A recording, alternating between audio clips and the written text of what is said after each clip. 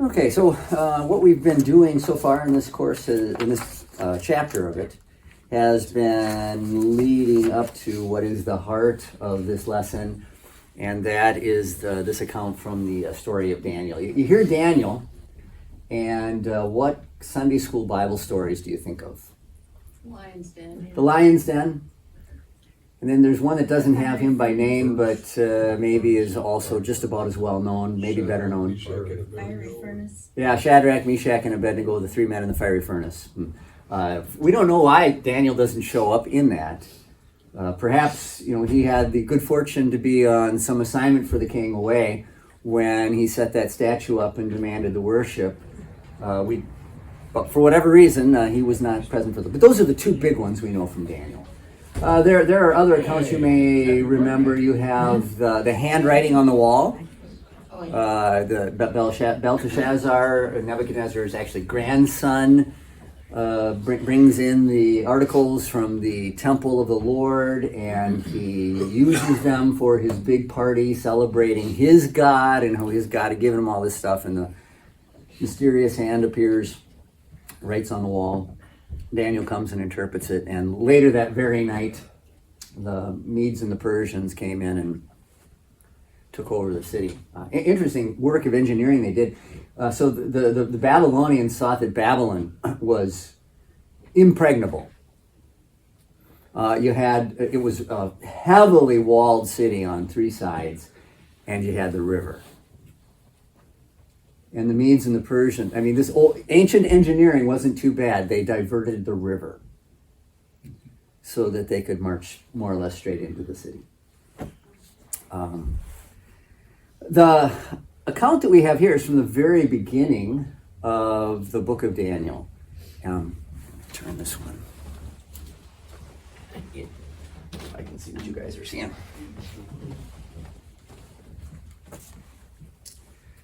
Daniel chapter 1, you see. When Daniel, Shadrach, Meshach, and Abednego are first brought to Babylon, they are teenagers. But they have already been identified by the king and his court to be brought into the service of the court. They are recognized right away as men of unusual talent, along with other peoples that Nebuchadnezzar had conquered. This was a part of his program of keeping things tapped down in the provinces that he had conquered, that not only did he move the people out, but then he took some of their best and made them a part of his own court. The Jewish men that he picked were particularly gifted, and so we have this account. But as we talk about this challenge that we have of living in the culture in which we live, which wants to pull us away from our faith and our values, and yet at the same time being present to it, to serve it, and that tension in which we live, you have a good example of that going on really throughout the book of Daniel. We could look at the other accounts we just mentioned also, because here, after we get past this first one, you have these men who were willing to serve in a completely pagan court. You have to imagine they ran into all kinds of things that they could not have stomached personally. But they're serving this king. And not only that, it's not as though they had some affection for Nebuchadnezzar, despite the fact that he was a pagan. This is the man who had destroyed their nation. He had come in and leveled their city. And yet, they're going to be part of his cabinet. So we get here a good example. We can talk about some others along, but let's just look at the account. We're not going to pick through it in tiny detail. I'll answer any questions you might have as we go along, but we're just going to get the general gist of what's going on here as a basis for our discussion afterwards. So then the king ordered Ashpenaz, chief of his court officials, to bring in some of the Israelites from the royal family and the nobility.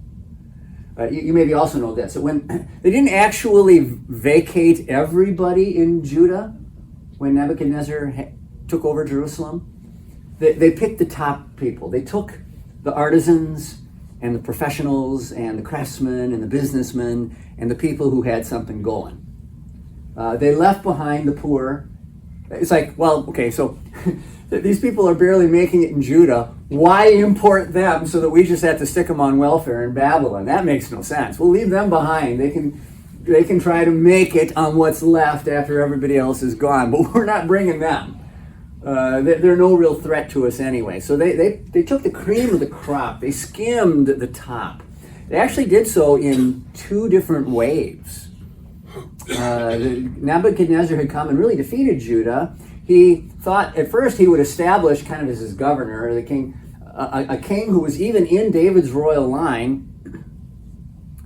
And then that guy rebelled. And so he had to come in again. And then he took the rest of them with him. Robert, you were going to say. The Romans and some other people in ancient times when they conquer a people, they would take their sons and they would raise them in their court. So they were kind of hostage, but if you had to be a hostage, it was the best way to be a hostage. Well, it was good for them, but also for politics, you could co-opt the values of the son to be more like the value of the captors, and then he would be a traitor to his own people. His own people would disappear more because he was right. His values had been twisted. And the Romans did that in Israel. Very similar to how this happened, in that you've heard of Herod. So Herod was a half-Jew. He was Idumean, and but he was favorable to the Romans, and he was ambitious. So he didn't have any principles. He would sell out on anything just to gain power and luxury. And so the Romans said, well, this guy looks like a pretty good candidate. And the Jews might think he's one of them. They never really did. They always disliked the man. And he was horrible. But he wasn't Roman. And so him and then his sons were the local government for the Romans in much of Palestine for quite some time. Well, and there had been this long tradition of the Greeks kind of trying to push out to take over the culture of the Jews at that time, and trying to wouldn't you like to work do all the things that Jews do? I mean, the Greeks do, yeah. The Antiochus IV in particular. Right. He called himself Epiphanes, the enlightened one, and they called him Epimanes, the madman. Very much an ancient play on. I'm sure it wasn't fun. The rhyming of the words, but yeah, he tried to sacrifice pigs in the temple, and that didn't go down with his Jewish subjects very well. In fact, he lost the kingdom as a result, and that's where you have the small period of time where the Maccabees reigned after. Well, in between the Greeks and the Romans, the Jews were independent. They didn't really have a king, and it was the priests. So it was a Levitical family that did the governing, not a Judahite, the proper descendants of David. But all right, well, we digress a little bit. But here, all right. So then the king ordered Ashpenaz, chief of his court officials, to bring in some of the Israelites from the royal family and the nobility, young men without any physical defect, handsome. Maybe when you think about the qualifications. All right, so the more things change, the more they stay the same, right? They were more concerned with how the guys looked, but they had the rest of it going for them too. Okay, showing aptitude for every kind of learning, well-informed, quick to understand, and qualified to serve in the king's palace. So these were from the upper class.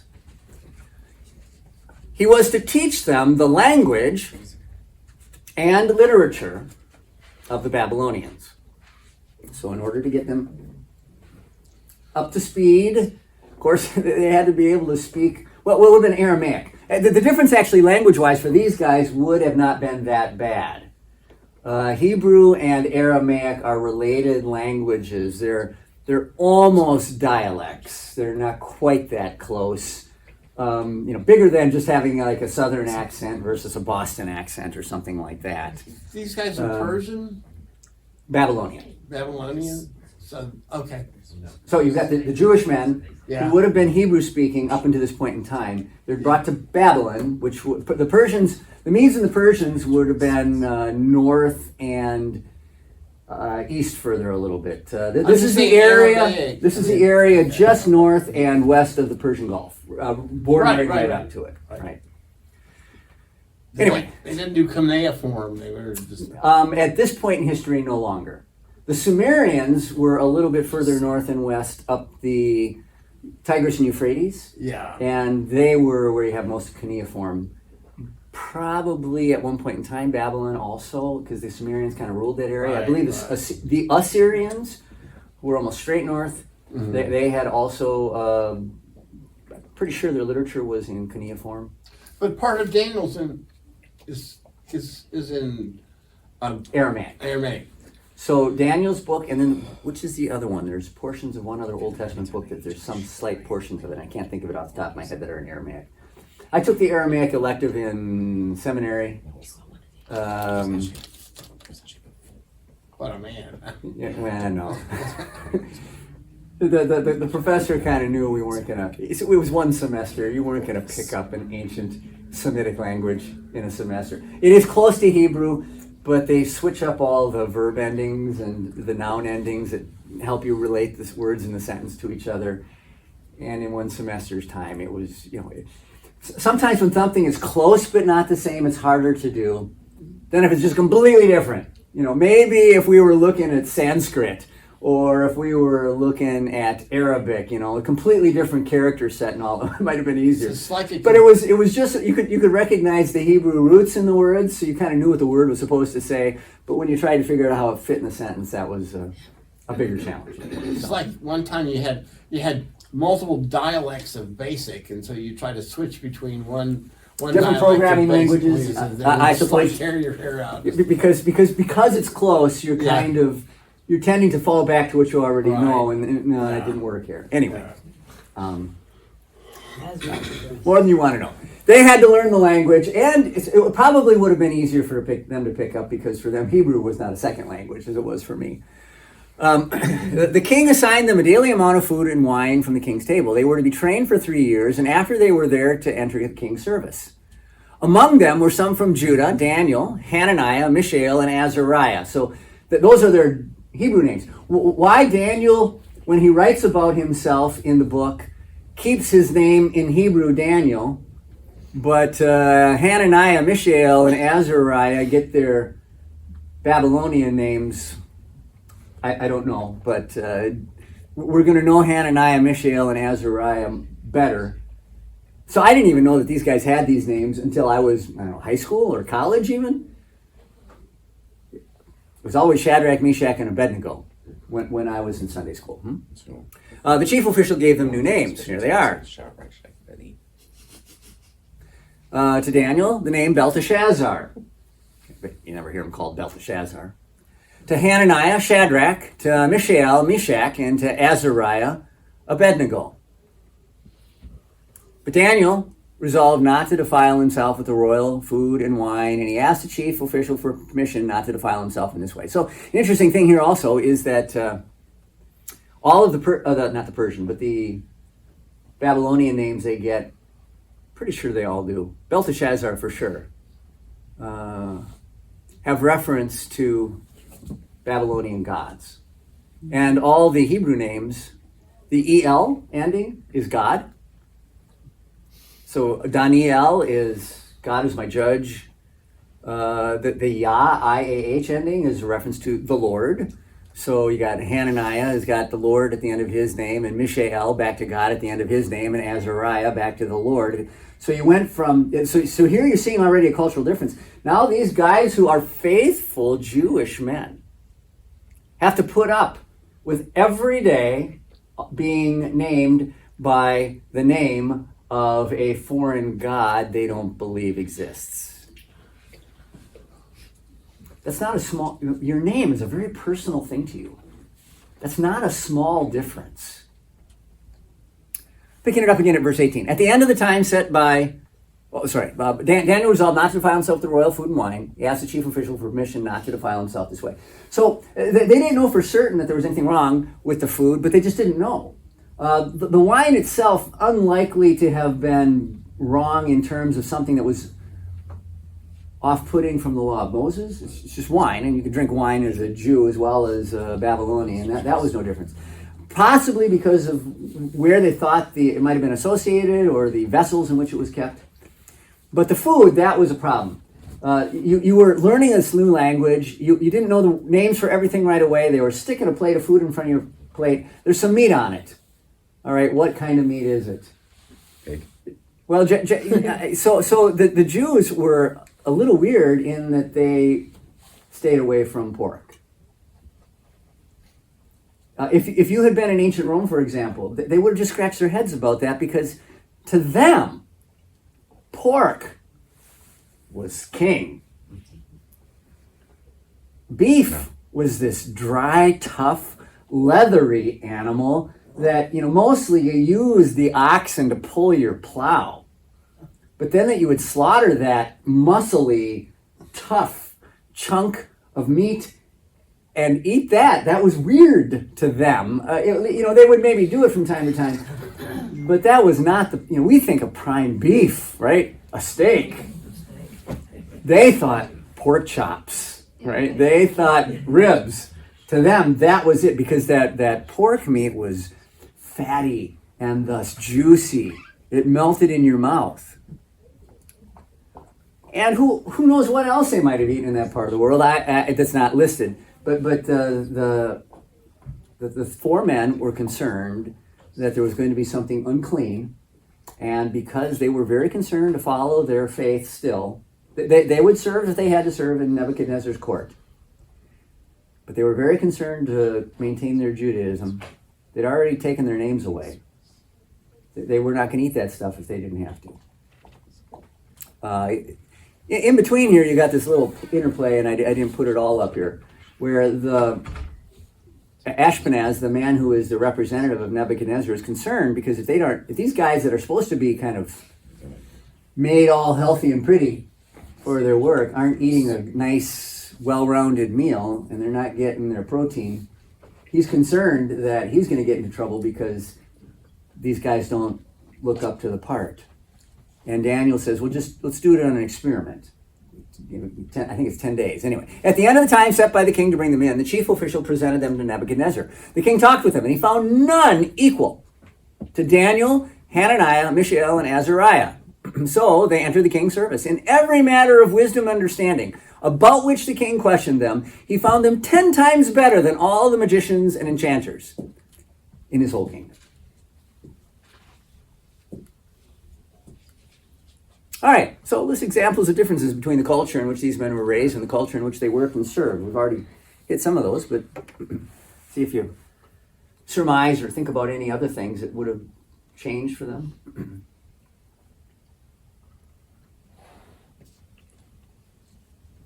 Diet.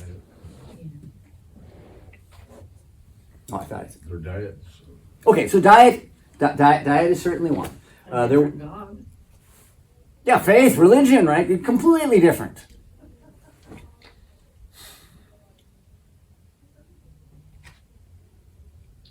Their colleagues. I mean, if it's Yeah. Who are you hanging around with every day? So either they're Babylonian or they're from one of the other conquered territories. So it was culturally diverse, right? Nebuchadnezzar, father of multiculturalism. Well, probably not, but that you've got that thing going on, right? So there's all this interaction with all the different beliefs. What about Well, dress, clothing? Clothing would have been different, all right? So you would have had a different style of clothing, especially with the king's harem and the women, probably something far less modest than Judaism practiced. Another thing that would have been weird to most of the nations around them about the Jews was the modesty with which they dressed, in particular, the female sex. They just, not everybody thought about that the same way. So the Ten Commandments, the Babylonians a little bit looser. So, in addition to the ceremonial laws, like the food laws, you would have had a different set of morals. Now, at least on paper. The Jewish kings had done a pretty good job of messing that up for quite a number of generations already. But what was supposed to be expected of them?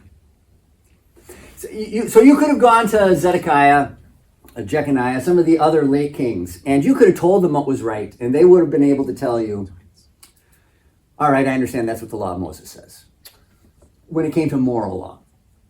Not that they necessarily felt obligated to live that way themselves. But at least there would have been that understanding. Among the Babylonians, much of the moral standard on various things would have, not all of it, obviously. They would have had laws against stealing, and they would have had laws against murder.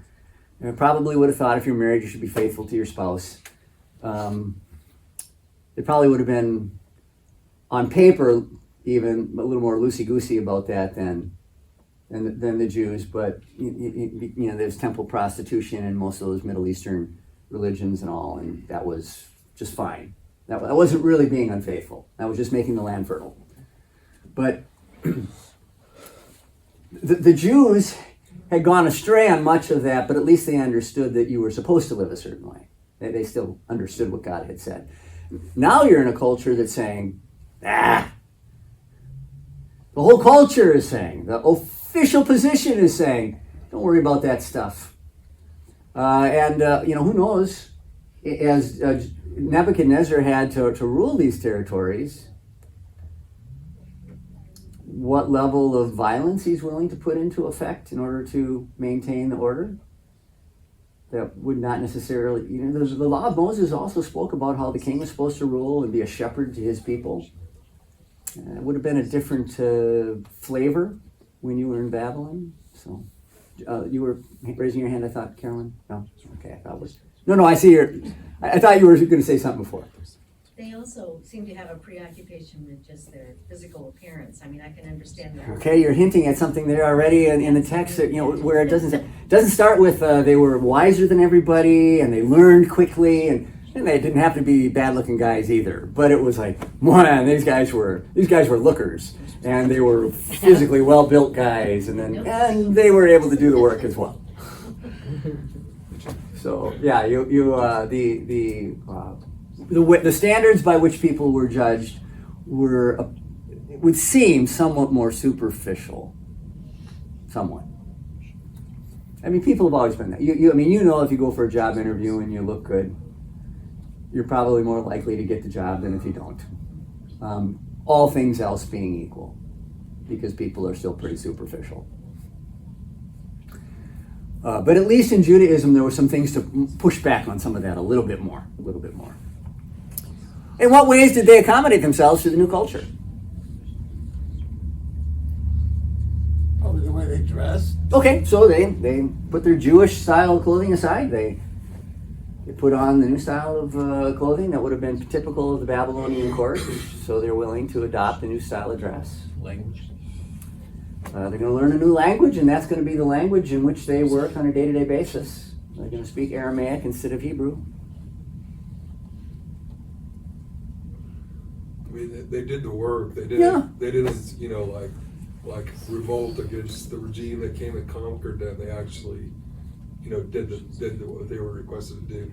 You get no hint that they are acting as saboteurs. Right. They are not trying to make this government fall. They're not trying to make things worse for Nebuchadnezzar. None of that. They just faithfully adopt and become a part of this new government. Now, part of that actually was also on God's orders. We're going to look at a passage from Jeremiah here in a little bit. But through the prophets who lived at the time that the exile began, God had said, first of all, you should surrender. I know that seems unpatriotic, but frankly, I'm done with you, and I'm not going to protect you any longer. And if you had any brains in your heads, you would just give up. A lot less people would die. Because I have strengthened this pagan king to take you over. That's my plan. I know you don't like it, but you haven't liked a lot of things that I said, and you've been defying me all along the road here, so we're going to show you who's boss. But so they adopted what the prophets had said, and they were reverent, devout Jewish men, and so likely they were the kinds of men who would have been part of that small minority back in Jerusalem that actually listened to what the prophets had to say, that actually adopted what the prophets had to say for their lives instead of trying to defy them at every step along the way. But now that they're in this other country, they're going to serve a government that's just going to work differently. And they're going to do it faithfully. They're going to do it really well. They're going to be the best. 10 times better, it said, than any of the other enchanters or wise men in the land. So another accommodation they made. All right. What did they refuse to compromise? The food. The food, and that is because of the faith, right? They will not change their faith. On that score, they will remain the same. And you know that right after this then is a really big test of that. When Nebuchadnezzar sets up his golden statue and says everybody has to worship it, and Shadrach, Meshach, and Abednego say, no, not gonna. That's our line in the sand. That's the hill in which we die. We'll do all this other stuff for you. We will not worship your gods.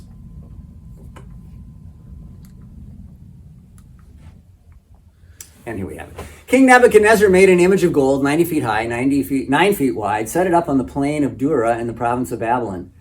Then the herald loudly proclaimed, "This is what you're commanded to do, O peoples, nations, and men of every language. As soon as you hear the sound of the horn, flute, zither, lyre, harp, pipes, and all kind of music, you must fall down and worship the image of gold that King Nebuchadnezzar has set up." Skip up a few verses. At this time, some astrologers came forward and announced the Jews. They said to King Nebuchadnezzar, "O king, live forever, but there are some Jews whom you have set over the affairs of the province of Babylon.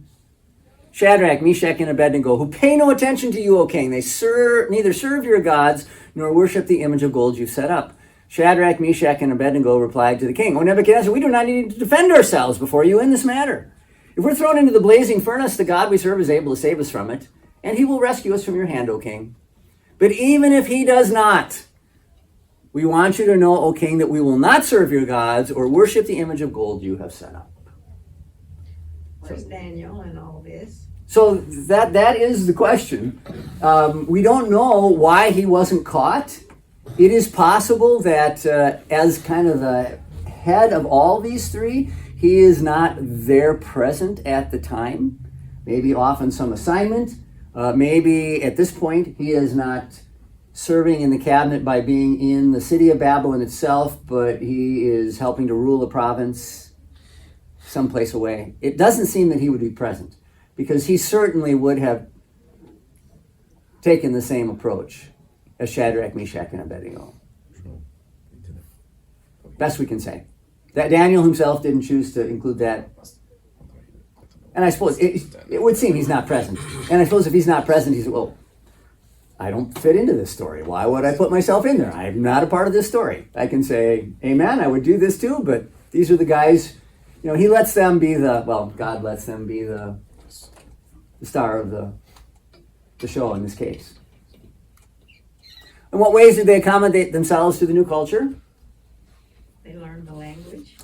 Okay, they learned the language.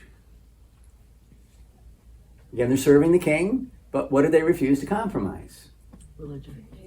Their faith. They will not go against the values and laws of their faith. In the earlier part, they will not worship the false gods. It's a popular idea that you sometimes have to work through with people a little bit to understand what they mean by it and then what the truth is regarding it. And that is, people say, well, there's just one God. Well, is that true? Yes, it is true. There's just one God. Does every religion worship him? No. No. What's the only religion that worships him? Christianity. Yeah. No other, the fact that you're part of one of the monotheistic religions or the Abrahamic religions, or try to slice and dice them however you like. If you don't have Christ, you don't have his Father. And thus you don't have God. There is one God. There's one faith that worships him. That's the Christian faith. That's non-negotiable biblically. The reason the Jews got into trouble, the reason these guys are there, is because for centuries they tried to play footsie with all the gods of the nations around them. You can't do that. And these guys get that. So if we have to be here, we have to be there. God put us here. But we've learned our lesson. There is but one God, and he certainly isn't that golden statue sitting out in that field. So we're not bound down. And we will take what comes. You can organize however You know, you can have all the Babylonian activists in the world show up and call us bigots and say that we're old fuddy-duddies who believe this old other faith, and they can protest and raise their signs and put pressure on us.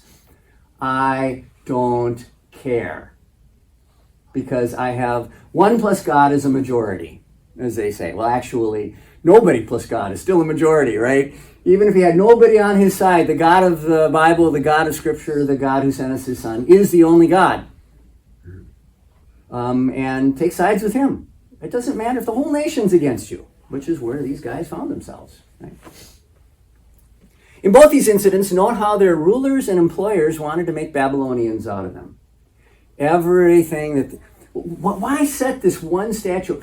Nebuchadnezzar, up until that point in time, had been willing to have multiple peoples worshiping multiple gods. He never even told Shadrach, Meshach, and Abednego or Daniel that they had to worship a different God up until this point. He was content to let them practice their old religion. But the idea was, we could make the nation a little bit more united if we can get them all on a spiritual level, on a faith level, to worship this one God. And, well, I'm not going to go with a foreign God. That's not going to happen. I'm going to create one. I'm going to create one for everybody to, and we'll all worship that one. Right? But this is a plan that got tried multiple times through history. Why did the early Christians come under persecution in ancient Rome? They wouldn't call the emperor God. They would not call the emperor God, and they would not offer the once annual offering or sacrifice to the emperor. And everybody else would say, come on, it's one day a year. You can worship your God the other 364 days a year, but on this one day a year, it's not even the whole day, just bring the offering. It'll be okay. They said, nope. Nope, we worship the God of the Bible. We worship the God who revealed himself in Jesus Christ. That's it. And the Romans were trying to accomplish the same thing, right? They wanted to further unite their empire. They recognized the problem that comes with, frankly, multiculturalism. You have a very divided people who are going in all kinds of different directions. It's hard to keep all those puppies in the basket. It's a lot easier if you can unite them around some common principles. But the faith for the Christians, that was going to line in the sand, a hill on which they were going to die. We will do whatever else you want. We can serve in the emperor's household. There was members of the emperor's household who were Christians. But we can't worship your gods.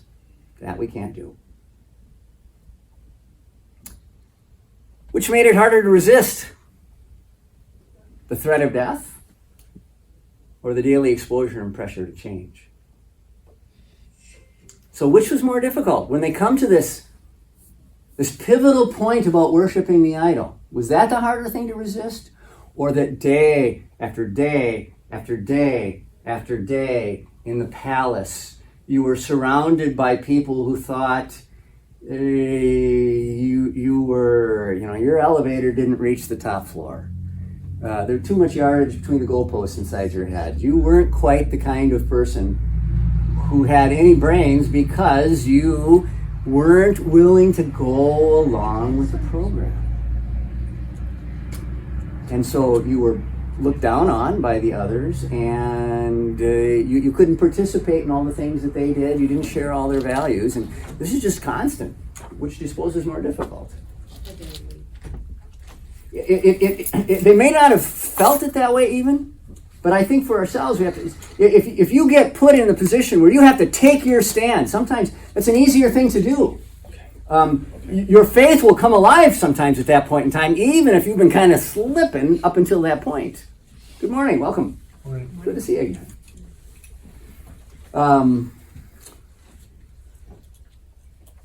But when it's this constant slow drip, that's where faith gets eroded. You see it scripturally with Sodom and Gomorrah and Lot. So Lot, we're told in the book of Jude, is a righteous man who was very, or is it 2 Peter, one or the other, was very troubled by what he saw in the city. And that he was a preacher of righteousness. He actually did at times try to share the right thing while he lived there. But we also can tell by the way the story goes that it was having an effect, wasn't it? Living in that culture that didn't share his moral values and his faith. It was eating and eroding away at it. And, he's kind of saved by the skin of his teeth because, his family doesn't want to flee the city when the time comes. Lot himself seems to be dragging his feet when the angels want to pull him out of there. It's hard when it's wearing and wearing and wearing at you. God's instructions to the exiles. So here's a passage from Jeremiah I always mentioned. This is what the Lord Almighty, the God of Israel, says to all those I carried into exile from Jerusalem to Babylon. So Nebuchadnezzar only thinks he did this. He only serves as my tool so long as I choose to have him as that tool. I carried you into exile from Jerusalem into Babylon. Build houses and settle down. Plant gardens. Eat what they produce. Marry and have sons and daughters. Find wives for your sons. Give your daughters in marriage so that they too may have sons and daughters. Increase in number there. Do not decrease. Also, seek the peace and prosperity of the city to which I've carried you into exile. Pray to the Lord for it, because if it prospers, you too will prosper. Okay, so what are some of the things God told the exiles to do when they got to Babylon? That may seem a little bit strange to us if they were patriotic Jewish citizens. Settle in.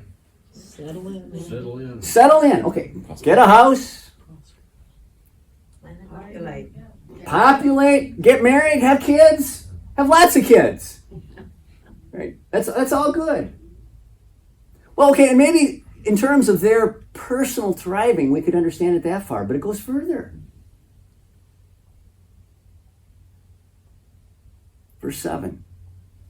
Enjoy the peace and prosperity. Seek the peace of your enemy city that defeated you, and the prosperity of this enemy city that defeated you.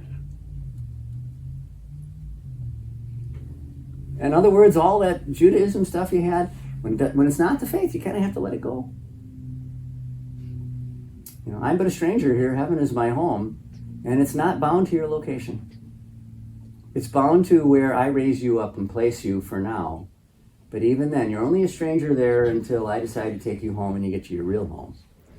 And so in the meantime, do your best to live your life, take care of your life, serve your neighbor, serve your family, raise your family. But by praying for the peace and prosperity of the city in which you are, you're going to be setting a good example, winning friends, perhaps allowing some of them to come to your faith. You're going to be doing better by your own family, and you're going to be a better servant to what God actually wants. This seems so un-Jewish. Smite the Amalekite. Right? Smite the Amalekite. It is so different than what Put bombs in his buildings. Yeah, exactly. This is so different than what you have earlier in the Old Testament, it would appear, and the general set of values that the Jews seem to have when it came to their neighbors, except for when they were adopting their gods. But right, because generally speaking, the idea was have nothing. Gentiles have nothing to do with those folks. They're unclean. They make you unclean. Have nothing to do with them if you can possibly avoid them. That's how it was, in Jesus' day, and for the more devout Jews, that's how it was through much of the Old Testament. And they recognized the problem that came when you got too friendly with those Gentiles is that they tended to affect you. And yet Jesus says, seek the peace and prosperity of this city and multiply there. I've known Christians who live in our time, and we recognize that culturally we are not ahead of where we used to be in many ways. Yeah, it's a mixed bag. We make a little progress in this area, and then we take 5 steps back and over here. Right? It's this mixed bag. So I'm not saying we haven't. We've gotten rid of slavery and we're fighting racism, and there's more equality perhaps today than there has been, and we recognize you can't force people against their will into certain ways of life and such. That's just not going to work. But at the same time, we have slid so far because of the sexual revolution and other things that and there's not a proper regard for life, either at its beginning or at its end. We've lost so much ground over there. and you've got was just reading an article about so it's kind of a male-female difference, and you've probably perceived, and my wife and I sometimes have a little different idea about this, about helicopter parents versus free-range parents. You know the difference, right? So the free-range parent says, let the kids live and experience life. Some bad things are going to happen sometimes, but they got to live and experience life. The helicopter mom says, or dad, I will shelter these kids and protect them from all the bad things in the world. And the fact that you have kind of the push and the pull and the tension probably is what you need some of both along the way. But it was an article. It was actually a YouTube. Jonathan Haidt, I don't know if any of you have heard of him, was talking about the unintended consequences of the helicopter approach is what he was talking about. So of course that appealed to me. But the fact that we live in a world in which we have, at least, whether there's more of it or not, we have a heightened sense of children being snatched. We have a heightened sense of children being sexually abused and that kind of thing, and so we want to protect them. We think we live in a bad and dangerous world, but as a result, I've known people, Christians sometimes, who say, well, I don't want to bring children into this world. Suppose the Jews thought greatly about bringing children into that world? But God said, no. How are we going to win that world if we don't have a next generation? How are we going to influence it if you aren't the ones having kids? I mean, if the unbelievers want to stop having kids, well, all right. But you're the people who've got to win it. And this is the tension we're in, right? Between, on the one hand, a world we recognize goes against our values so much and against our faith so much, and yet God placed us in it for a reason. And just because it seems particularly bad to us compared to what we remember in our childhoods, doesn't mean that reason that God has us here has come to an end. This is the tension that this lesson is trying to bring out. All right. So what was Israel supposed to do while they're in Babylon? Put up houses, plant your garden, eat well, get married, right? Celebrate, have a big happy family, right? You can be a little bit multicultural because you're living in a foreign land. Open a business, prosper. All right, that's a good place to break. We're right at time. Questions, comments on that? So it wasn't a deep dive into those stories about Daniel, Shadrach, Meshach, and Abednego, but you see that they had to face some kind of similar issues to what we have, and that God had given them some instructions about how to navigate this all. Matters of faith, can't compromise. Matters of dealing with the culture, there's a lot of areas in which you can participate. There are many areas in which you can become part of that culture, especially since you want to carry your faith to it. But sorting that can be challenging, and we'll talk a little bit more about that in future lessons.